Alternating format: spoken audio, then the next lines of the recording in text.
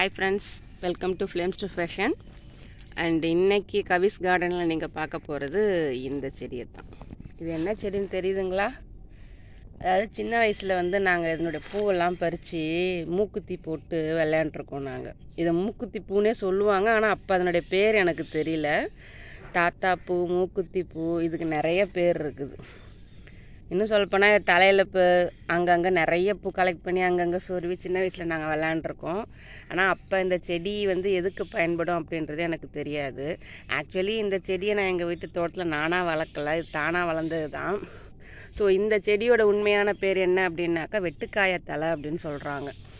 வெட்டுக்காயத்தலை அப்படின்னா என்ன அப்படின்னாக்கா, உடம்புல ஏற்படக்கூடிய வெட்டுக்காயங்கள் இருக்குது இல்லைங்களா, அந்த வெட்டுக்காயங்களுக்கு இந்த இலையோட சாறு அந்த காயத்தை ஆற்றும்.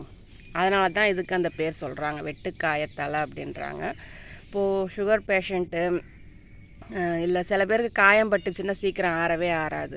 அவங்களுக்கெல்லாம் இந்த இலையை கைப்பிடி அளவு எடுத்து நல்லா கசக்கி அந்த சாறை அந்த காயத்து மேலே ரெகுலராக போட்டுகிட்டே வந்தோம்னாக்க அந்த காயம் ஆறும் அப்படின்னு நான் படிச்சிருக்கிறேன், நான் கேள்விப்பட்டிருக்கிறேன்.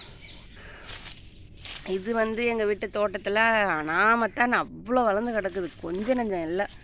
இங்கே எங்கே பார்த்தாலும் என் வீட்டு தோட்டம் ஃபுல்லாக இந்த பூ தான் இருக்கும். சும்மா இருக்கிற நேரத்தில் இந்த பூ பறித்து எங்கள் வீட்டில் என்ன நடக்கும் அப்படின்னாக்கா, எங்கள் வீட்டுக்கார தோட்டத்துக்கு வந்தாருனாக்கா இந்த பூவெல்லாம் கலெக்ட் பண்ணி அப்படியே ஒரு பொக்கே மாதிரி கொடுத்து கொண்டாந்து என்கிட்ட கொடுப்பேன். ரொம்ப ஆசையாக இருக்கும், அதில் நல்லாவும் இருக்கும் அது. ஸோ பாருங்கள் இதெல்லாம், இந்த பூலாம் எப்படி இருக்குன்ட்டு. இது பெரும்பாலும் மூக்குத்தி பூன்னு சொன்னாலே எல்லாருக்குமே தெரியும். அது மட்டும் இல்லாமல் இது நம்ம ஹேர் ஆயிலையுமே பயன்படுத்துகிறாங்க. நம்ம தேங்காய் எண்ணெய் காய்ச்சி வச்சுக்கிறோம் இல்லையா, அதுலேயுமே இந்த இலைகளை போட்டு காய்ச்சி வச்சுக்கிறாங்க. தலைக்கு மாஸ்காக கூட போட்டுக்கிறாங்க, நான் யூடியூப்லாம் பார்த்தேன்.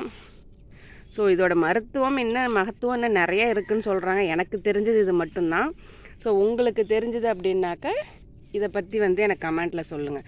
இங்கே மட்டும் இந்த செடி இல்லைங்க, என் தோட்டம் நீங்கள் உள்ளே நுழைஞ்சா எங்கே பார்த்தாலும் இதே செடியாக தான் இருக்கும்.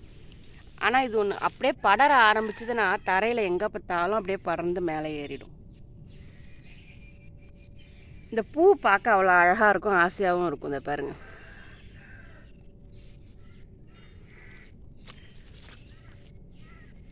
ஸோ இதனுடைய பயன்கள் உங்களுக்கு ஏதாவது தெரியும் அப்படின்னாக்க எனக்கு கமெண்ட்டில் சொல்லுங்கள். அண்ட் தேங்க்ஸ் ஃபார் வாட்சிங்.